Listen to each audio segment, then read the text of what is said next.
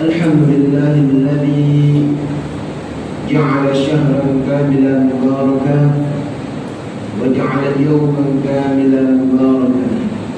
أشهد أن لا إله إلا الله وأشهد أن محمدا عبده ورسوله. اللهم صل على سيدنا محمد وعلى آل سيدنا محمد كما صليت على سيدنا إبراهيم وعلى آل سيدنا إبراهيم وبارك على سيدنا محمد وعلى آل سيدنا محمد كما باركت على سيدنا إبراهيم وعلى آل سيدنا إبراهيم في العالمين إنك حميد مجيد. قال الله تعالى في القرآن الكريم: بسم الله الرحمن الرحيم. يا أيها الذين آمنوا استعينوا بالصبر والصلاة إن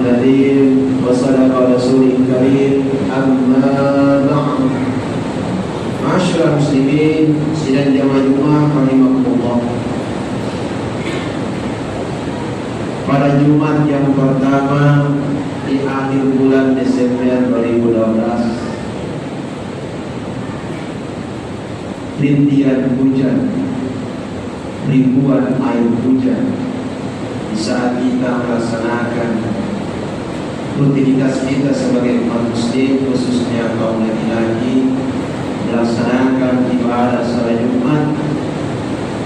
Jangan kita berprasangka buruk pada Allah dengan adanya hujan, karena hujan itu bisa jadi sebagai bentuk apresiasi Tuhan kepada hamba-hamba. Cuman terkadang kita terlalu pandai menilai Tuhan. Terkadang kalau Allah kasih panas, kita mengatakan ODE bawaan kata. Seketika dikasih hujan, kita mengatakan Siloko. Tidak boleh seperti itu. Justru di saat kita diberikan panas matahari, maka kita mengatakan Fabi'ayyi ala rabbikuma tukadziban. Seketika kita diberikan air hujan, maka kita akan mengatakan Subhanallah walhamdulillah wa la ilaha illallah Allahu akbar. Itu yang sebenarnya.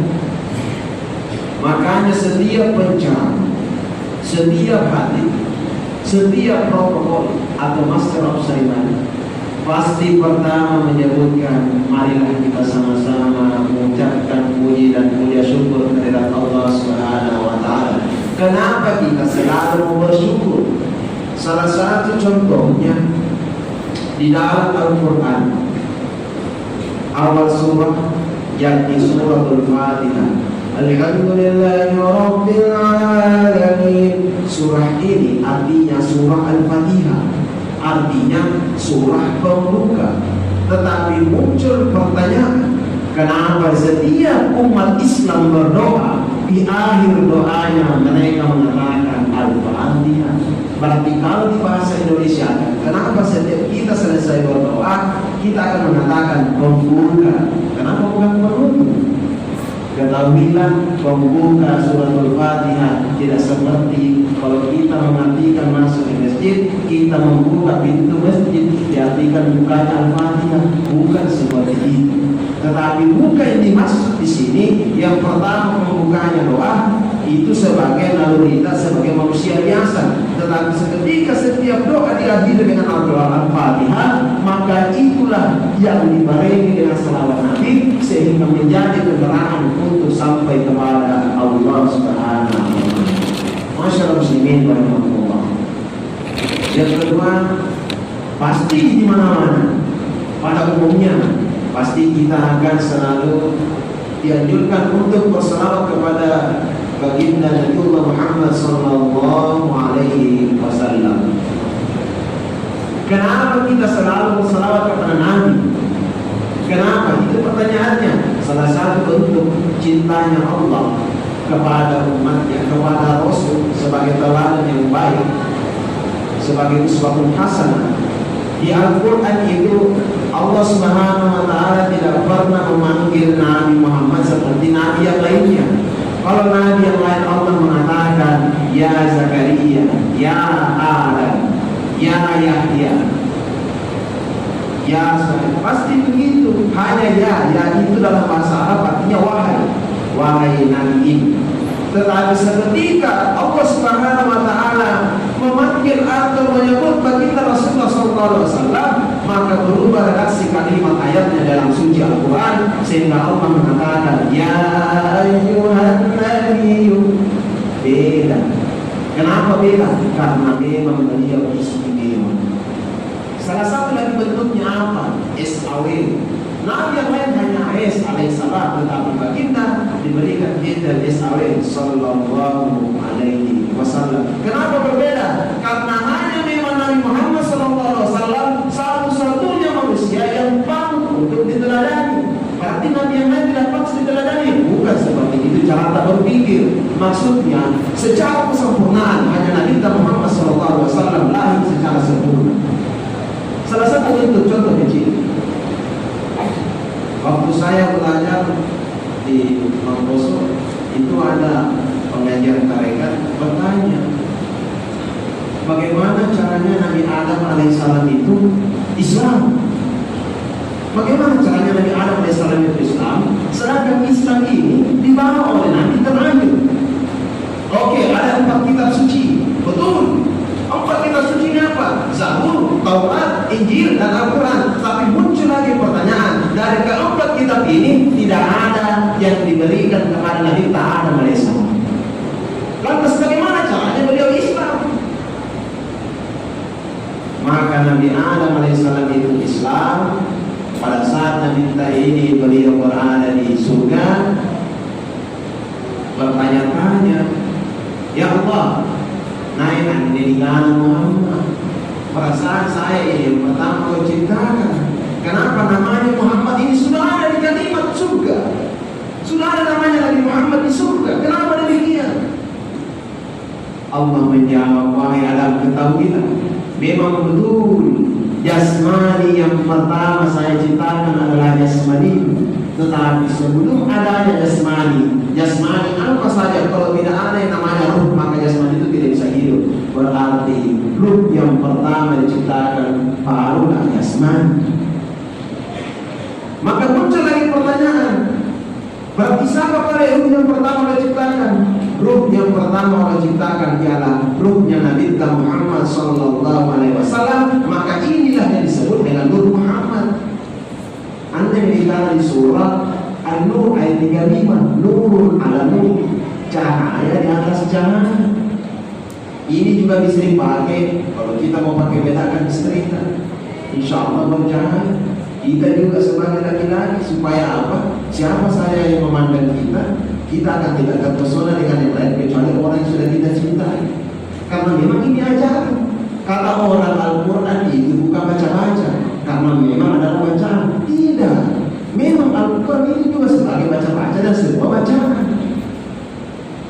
Cuman keyakinan terhadap Al-Quran berbeda dengan wali-wali Allah, berbeda dengan nabi-nabi sebelumnya. Jadi Adam alaihissalam itu Islam karena ruhnya Nabi Muhammad sallallahu alaihi wasallam. Makanya kalau berbicara tentang 5 alam ini, alam yang pertama Allah ciptakan itu adalah alam ruh. Alam ruh itu di dalam tafsir dijelaskan bahwa ruh itu Allah ciptakan secara bersamaan. Secara bersamaan Allah ciptakan yang namanya ruh, tetapi ada yang namanya utama. Siapa yang utama? Ruhnya dulu Rasulullah SAW, baru ruhnya para nabi, para manusia. Bukti di dalam Al-Quran dijelaskan dalam surah As-Sajdah. Kalau memang kita tadi sholat subuh, ya biasanya ada ayatnya kita sujud tilawah, maka kita sujud tilawah. Dalam ayat surah As-Sajdah ini mengatakan, "Tsumma sawwa wa nafakha fihi min ruh." Bahwa kemudian Allah meniupkan ruh. Allah tidak mengatakan di surah ini Allah menciptakan ruh. Kalau menciptakan berarti baru diciptakan. Tetapi Al-Quran ini mengatakan Allah meniupkan, artinya anu jadi sisa ditiup. Berarti ini juga menandakan bahwa manusia memang terbuat dari unsur angin. Adapun selebihnya nanti karena ini terlalu banyak. Karena memang saya bukan bahas tentang kebadian. Yang ingin saya bahas pada hari ini sebenarnya tentang fadilah Jumat. Kenapa ini penting saya sampaikan ini fadilah Jumat? Yang pertama, biasa kalau kita pergi di masjid-masjid ada azan yang hanya sekali, ya, setelah khatib naik kemudian azan sekali, ya. Ada juga masjid yang 2 kali seperti masjid tercinta kita ini. Tidak usah diperdebatkan antara azan pertama, ada juga azan yang 2 kali. Semuanya itu benar. Itu yang salah kalau ada masjid, kalau dia salat Jumat 4 kali azannya, itu yang salah. Karena tidak ada dalam sejarah. Adapun di dalam sejarah pada saat tidak diterapkan, pada saat pertama kali Rasulullah SAW dulu bilang ini azan di kota Mekah. Dulu itu kenapa azan 2 kali? Karena dulu tidak ada yang namanya mic, tidak ada yang namanya speaker, tidak ada yang namanya menara dan sebagainya. Makanya wajar saja azannya 2 kali. Azan yang pertama menandakan, wahai para umatku, ayo bersegeralah untuk melaksanakan pada salat Jumat. Kemudian azan yang kedua menandakan sudah tiba waktunya salat Jumat. Ustaz, berarti salah dong masjid kalau 2 kali azan karena ada di mic? Tidak, justru lebih bagus kalau ada masjid 2 kali azan seperti masjid. Kenapa ya? Karena 1 kali saja azan belum tentu kita dapat di masjid, apalagi kalau 2 kali azan. Itu yang menjadi dalam begini. Tapi yang perlu kita pahami di sini bukan persoalan azan 1 kali atau 2 kali. Makanya saya lebih senang kalau ada masjid yang 2 kali azan. Karena kenapa? Sudah pakai mic Tommy 2 kali azan, masih juga nongkrong di luar. Ini yang perlu kita lihat. Kemudian yang terakhir, bahwa hukum salat Jumat itu adalah fardu ain, bukan fardu kifayah. Fardu ain itu seperti mana wajibnya kalau kita melaksanakan ibadah 5 waktu sehari-hari. Makanya kita tidak salat zuhur kalau sudah mati salat Jumat. Nah, ada 3 dibolehkan kita tidak usah melaksanakan salat Jumat, tapi wajib mengganti. Contoh, dulu ya, waktu awal-awalnya datang yang namanya takdir undang, dia bernama corona. Kalau dulu yang takdir undang namanya manipun, namanya adalah jalan. Sekarang yang tidak diundang itu adalah corona. Pada saat bulan 2 itu kita dilarang untuk sholat Jumat. Yang parahnya ada tetangga saya tidak pernah pergi sholat Jumat, pada saat masjid ditutup dia marah-marah. Ini tidak masuk akal. Sebenarnya bahkan ini bertentangan dengan hadis. Ulama yang fatwakan 5 kali ini tidak pergi sholat Jumat. Kalau saya salah, tidak salah itu. Hadis riwayat Bukhari Muslim, barang siapa ada umatnya Rasul tidak pergi sholat Jumat 3 kali secara berturut-turut, maka bukan umatnya Nabi, alias tidak masuk di dalam ajaran, dia bukan umatnya Rasul. Berarti bagaimana dengan kita yang selama ini gara-gara corona kita tidak sholat 5 kali Jumat secara berturut-turut? Maka kita harus paham juga, karena hukum itu, ya, hukum ilmu fikih seperti itu dibilang lampu merah. Tidak selamanya yang hijau kita jalan, tidak selamanya yang merah kita harus berhenti. Contoh kecil, lampu merah kalau subuh pasti banyak yang terus karena sepi. Contoh lain, lampu merah ini. Tapi bisa jadi kita terus, kenapa? Karena mobil ambulans, mobil kebakaran, mobilnya presiden, itu terus-terus. Berarti maka dalam hukum Islam juga seperti itu. Kemudian yang kedua, karena adanya daruriyah, maka kita dibolehkan untuk tidak pergi sholat Jumat. Tetapi banyak yang salah paham kemarin, dilarang pergi sholat Jumat, tapi banyak juga yang tidak mengganti dengan sholat duhur 4 rakaat. Itu kesalahannya. Dilarang pergi sholat Jumat, tapi wajib mengganti sholat duhur 4 rakaat di rumah masing-masing. Yang ketiga, apabila nanti sudah naik di mimbar, lantas kita nampak pertama di masjid, ya, maka sholat Jumat kita itu sah, tapi tidak menjadi pahala Jumat kan? Dengan itu pahala, tidak ada menjadi pahala Jumat. Kalau hadir sudah naik di mimbar, baru kita pergi di masjid.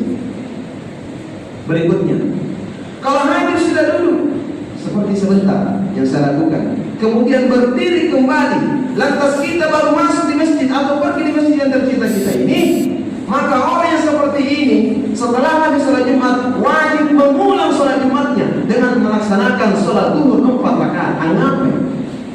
Allah ngerti dari pertama sampai terakhir supaya tidak salah paham. Karena khutbah pertama ditambah dengan khutbah yang kedua, sama halnya kita semua yang berada di sini telah melaksanakan 2 rakaatnya sholat duhur. Makanya setelah Habib turun dari mimbar, sholat Jumatnya kita itu hanya 2 rakaat. Kenapa 2 rakaat? Karena 2 khutbah ditambah dengan 2 rakaat sholat Jumat, 2 tambah 2 sama dengan sholat duhur 4 rakaat. Barakallahu li wa lakum bil Qur'anil azim wa nafa'ani bil hadiithil hakim wa taqabbal minni wa minkum tilawatahu innahu as-sami'ul alim.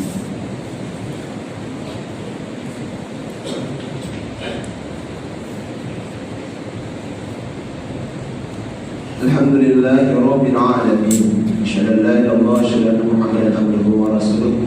Allahumma salli ala sayyidina Muhammad. Qala Allah Ta'ala fil Qur'anil Karim, inna Allaha wa malaikatahu yusalluna 'alan nabi ya ayyuhalladzina amanu sallu 'alaihi wa sallimu taslima. Allahumma salli wa sallim wa barik 'alaihi. اللهم اغفر للمسلمين والمسلمات والمؤمنين والمؤمنات. اللهم اغفر لنا ذنوبنا وكفر عنا سيئاتنا وتوفنا مع الابرار. رب اغفر لنا ولوالدينا وارحمهم كما ربونا صغارا. اللهم اغفر له وارحمه واعف عنهم. اللهم لا تهنا له ولا تفتنا بعدهم. اغفر لنا ولهم. ربنا آتنا من لدنك رحمة وهب لنا من أمرنا رشدا. ربنا آتنا في الدنيا حسنة